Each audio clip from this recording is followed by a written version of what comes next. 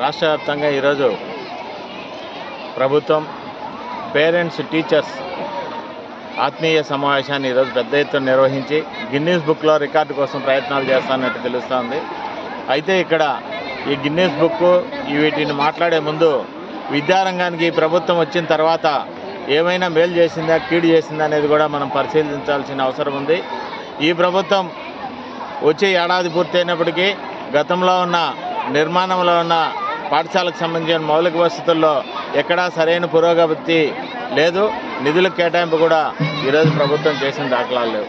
మరోపక్క రాష్ట్రంలో నూతన విద్యా విధానం పేరుతో గత ప్రభుత్వం తీసుకొచ్చిన విధానాన్ని రద్దు చేసి కొత్త విధానాన్ని ప్రవేశపెట్టే క్రమంలో ఈరోజు ఉపాధ్యాయులకు విద్యార్థుల నిష్పత్తిని 53% 45 నుంచి 53% పెంచడం జరిగింది. ఈ పెంచిండే దానివల్ల ఆందోళన చేయడంతో 49కి పెంచినారు. గతంలో 40 మంది విద్యార్థులకు ఒక సెక్షన్ ఉంటే ఈరోజు 49 మంది విద్యార్థులకు ఒక సెక్షన్ ఏర్పాటు చేయడంతో రాష్ట్రంలో అనేక స్కూళ్ళల్లో కానీ అనేక పాఠశాలలకు ఉపాధ్యాయుల కొరత ఏర్పడుతోంది.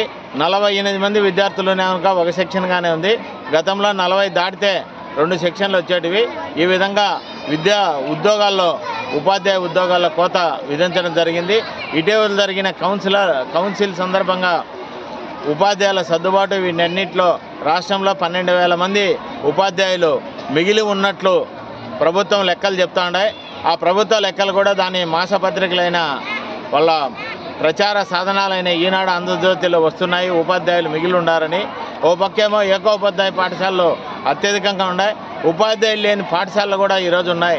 ఇన్ని వ్యవహారాలు ఇన్ని చేస్తూ కేవలం గిన్నీస్ రికార్డు కోసం అని చెప్పి అంతర్జాతీయంగా ప్రచారం పొంది అప్పుల కోసం రాష్ట్రాన్ని అప్పుల ఊబిలో చేయడం కోసం ఈరోజు ప్రభుత్వం ఇది చేస్తాను తప్ప విద్యార్థులకు సంబంధించి అనేక సమస్యలు ఉన్నాయి. ఆ సమస్యల పరిష్కారంలో ప్రభుత్వం చేయడం లేదు.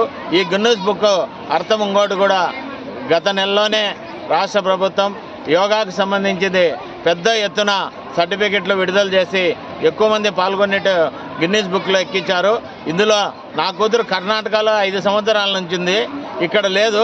కానీ ఆమె కూడా ఇక్కడ యోగా కార్యక్రమాల్లో పాల్గొనేట్టు ఇంకా చాలామంది చనిపోయిన వాళ్ళు, ఊరిలో లేని వాళ్ళు, భాగస్వామ్యం లేని వాళ్ళవి కూడా సర్టిఫికెట్లు వాళ్ళ వాట్సాప్ నెంబర్లకు పంపిస్తూ ప్రభుత్వం ఇట్లా జిమ్ముక్కు చేసి మోసం చేస్తుంది.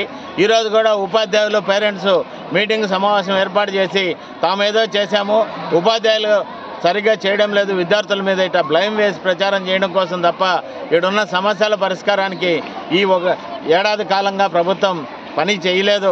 ఇప్పుడు కూడా మెగా అనేది ఒక పెద్ద ఎత్తున ప్రచార కార్యక్రమం తప్ప ఇది విద్యారంగానికి అభివృద్ధికి విద్యా ఉన్నతి పెంచడానికి కాదనే విషయాన్ని ఈరోజు చాలామంది వ్యక్తం చేస్తున్నారు.